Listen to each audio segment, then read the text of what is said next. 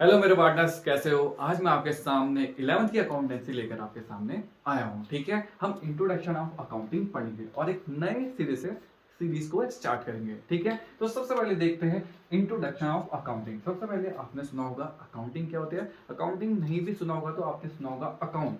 ठीक है, कि हमारे बैंक अकाउंट है, ये अकाउंट है। ठीक है, तो मैं आपको बताऊंगा कि अकाउंटेंसी क्या होती है, अकाउंटिंग क्या होती है और अकाउंट्स क्या होता है। ठीक है, आज हम इस बेसिक से टॉपिक पे चल पड़ेंगे। ठीक है, तो सबसे पहले देखते हैं अकाउंटिंग वर्ड लिखा है, इसका मतलब समझते हैं। देखो, अकाउंटिंग हम किस में करते हैं? बिजनेस में। तो हम किस में करते हैं? बिजनेस में। ठीक है, अकाउंटिंग किस में करते हैं? बिजनेस में। ठीक है, तो बिजनेस में करते हैं तो ये क्या है? बिजनेस की लैंग्वेज है। क्या है?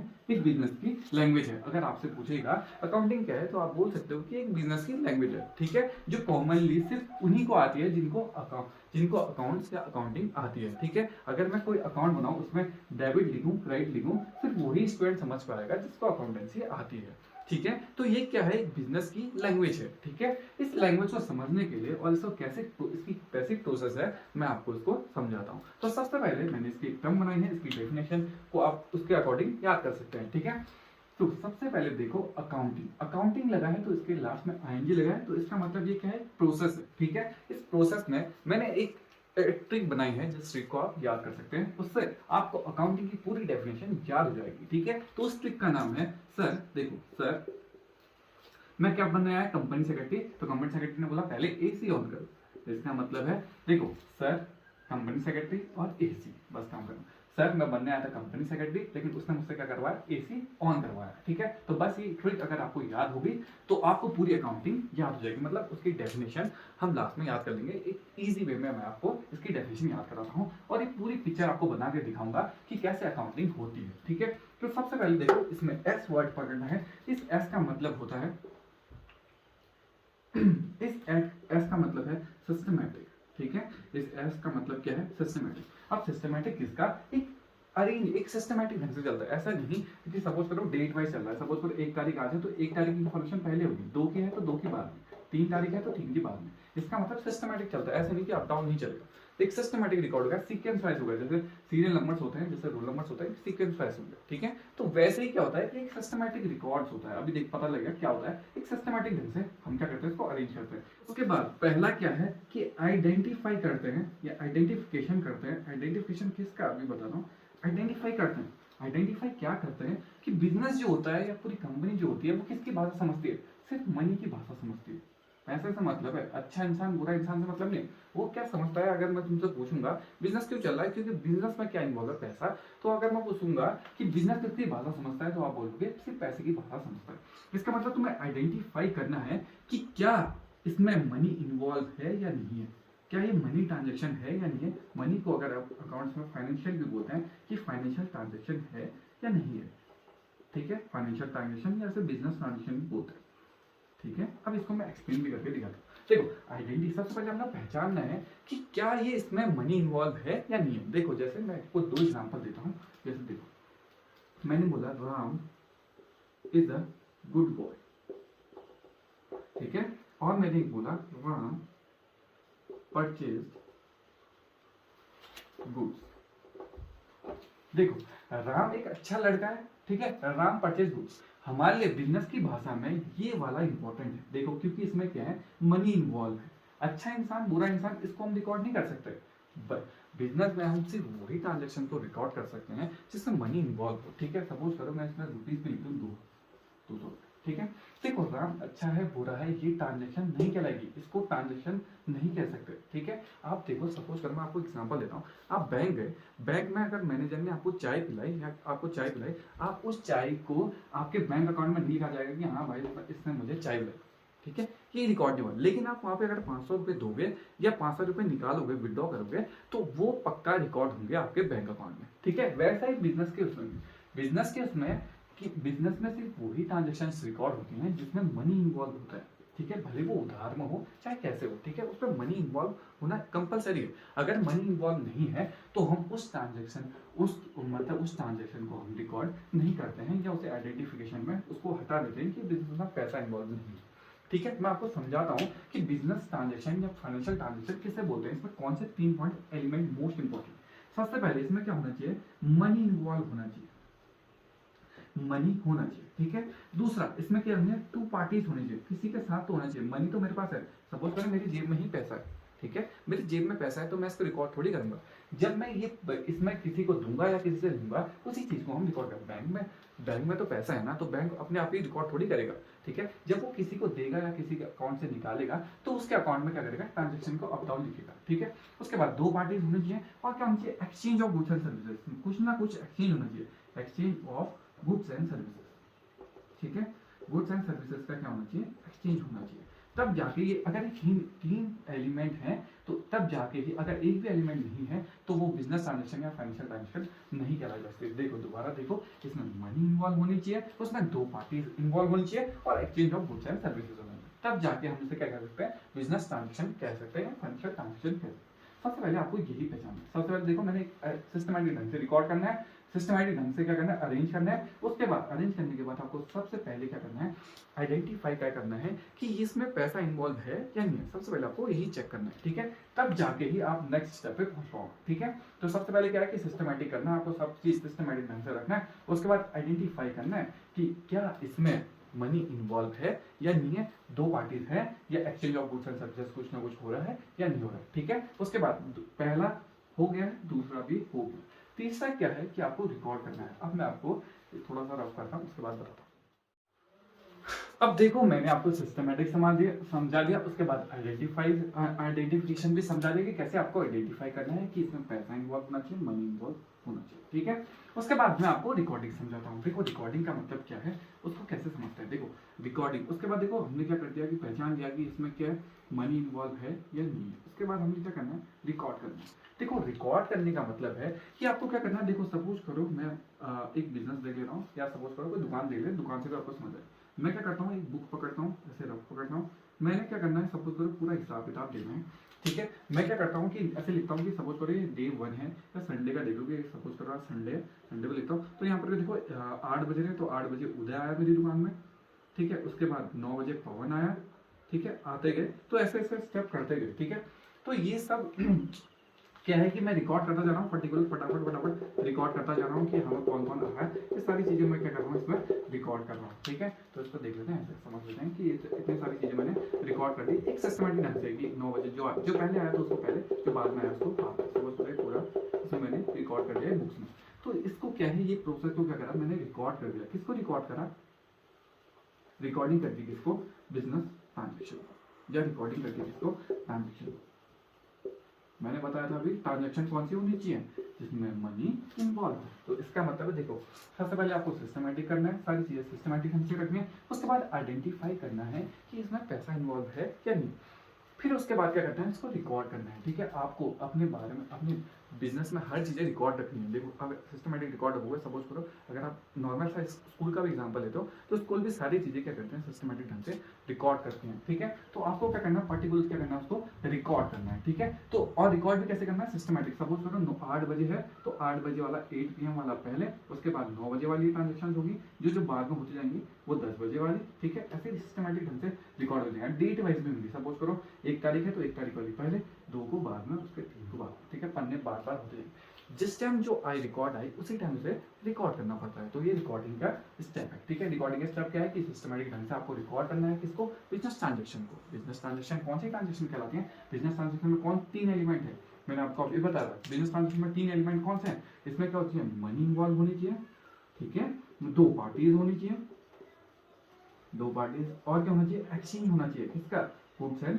सर्विसेज का, goods, exchange of goods and services, ठीक है, exchange of goods and services, ठीक है। तो 3 चीजें देखो, आइडेंटिफाई करना है कि इसमें आपको मनी इन्वॉल्व होनी चाहिए। तो आइडेंटिफाई करा कि इसमें क्या है, मनी इन्वॉल्व है, तो कितनी चीजें, मनी इन्वॉल्व, 2 पार्टीज और exchange of goods and services, तब जाके ये बिजनेस ट्रांजेक्शन कहलाएगी। तो सबसे पहले आपने आइडेंटिफाई किया, उसके बाद आपको उसको रिकॉर्ड कर दिया, बस ये स्टेप हो गया।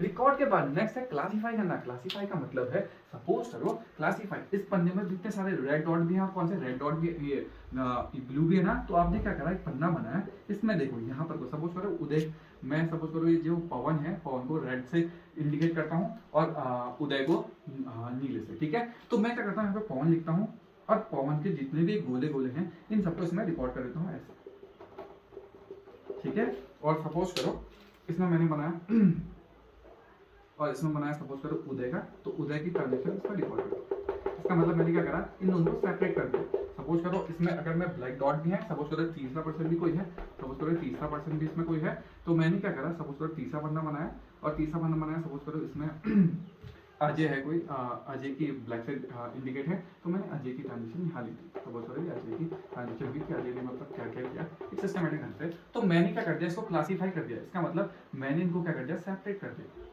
तो इस सेपरेट को बोलते हैं लेजर। इस सेपरेट को क्या कहते हैं, लेजर। इन सबके पर्सनल अकाउंट बना रहे, मतलब सिंगल सिंगल सभी बंदे को। सब पहले क्या था कि सब मैं एक ही साथ लिखता था क्योंकि इतना मेरे पास टाइम था। उसके बाद मैं शाम को घर गया, मैंने क्या करा, पन्ने पलटाए और सबके देखो इस पवन की इंफॉर्मेशन इसमें लिख दी कि पवन ने इतना मुझसे लिया, इतना मेरे को दिया, सबके सेपरेट बनाने। उसके बाद मैंने उदय का निकाला कि उदय मुझसे इतना सामान ले गया है और इतना मुझे दे के गया रुपए, और उसके बाद मैंने क्या बना, अजय का ही ऐसे ही क्या कर दिया, पूरा हिसाब किताब कर दिया। देखो उसके बाद मैंने सारे सबके सेपरेट अकाउंट बनाए, ठीक है। इस सेपरेट अकाउंट को देखो इनके आगे लगता है सब, जब मैंने सेपरेट बनाए इनको बोलते हैं अकाउंट। अब मैं आपको यहीं पे अकाउंट भी समझाता हूँ। अकाउंट का मतलब देखो, आपने अकाउंटिंग पढ़ लिया, आपने, मैं नेक्स्ट यहाँ पर समझाता हूँ अकाउंट। अकाउंट का क्या मतलब है कि अकाउंट का मतलब है कि आप बिजनेस ट्रांजेक्शन को क्या कर रहे हो, रिकॉर्ड कर रहे हो। मैं यहाँ लिख देता हूँ, बिजनेस ट्रांजेक्शन रिकॉर्ड कर रहे हो, ठीक है, इंडिविजुअल्स में। किसमें कर रहे हो, इंडिविजुअल्स में। तो इंडिविजुअल्स में या पर्टिकुलर किसी की इंफॉर्मेशन सिर्फ सिंगल सेपरेट, देखो इसमें सिर्फ अजय की ही इंफॉर्मेशन है और किसी की इंफॉर्मेशन नहीं है, तो ये कहलाएगा अकाउंट। इसका मतलब है जब आप पर्सनल जो ये बिजनेस ट्रांजेक्शन है उनको रिकॉर्ड करो इंडिविजुअल्स या पर्टिकुलर्स में, तो उसे बोलते हैं अकाउंट। समझ आया, तो इसे बोलते हैं अकाउंट। देखो आपने अकाउंटिंग पढ़ लिया, अकाउंट देखो आपने, सपोज करो मैंने अपना बैंक अकाउंट खोला है, तो सपोज करो मैंने बैंक में अपना बैंक अकाउंट, सपोज करो मेरे नाम से बैंक अकाउंट है, तो मेरी ही डिटेल होंगी सिर्फ उसमें, ना मेरे भाई की होंगी, ना मेरी बहन की होंगी, ना मेरे फादर्स की होंगी, ना मेरी मदर्स की होंगी, ठीक है। इसका मतलब सिर्फ मेरी किसकी डिटेल्स होंगी, सिर्फ मेरी डिटेल होंगी। इसका मतलब जैसे मैंने इसमें अजय बनाया तो सिर्फ इसमें अजय की ही क्या होंगी, डिटेल होंगी, तो इसे क्या बोलते हैं अकाउंट। अकाउंट का मतलब है कि क्या है कि उसमें क्या होंगे, बिजनेस ट्रांजेक्शन या फाइनेंशियल ट्रांजेक्शन होंगे इंडिविजुअल्स की, और किसमें होंगे, सिस्टमैटिक ढंग से होंगे। बस काम खत्म। किससे होंगी, सिस्टमैटिक ढंग से। उसके अंदर सिर्फ वही चीजें रिकॉर्ड होंगी जो सिर्फ उस पर्सन से ही या उस इंसान से ही क्या हो, कनेक्शन हो, वो भी कौन सी, बिजनेस ट्रांजेक्शन या फाइनेंशियल ट्रांजेक्शन, ठीक है। समझ आया, अकाउंट मैंने आपको समझा दिया, एक बार लास्ट में फिर से आपको समझाऊंगा। उसके नेक्स्ट है समराइजिंग, इसको समझते हैं, ठीक है। देखो अब मैं आपको नेक्स्ट स्टेप समझाऊंगा, ठीक है। हमने क्लासीफाई कर दिया, उसके बाद समराइजिंग। समराइजिंग का मतलब देखो, सपोज करो मैं उदय के अकाउंट के ही बारे में बताता हूँ।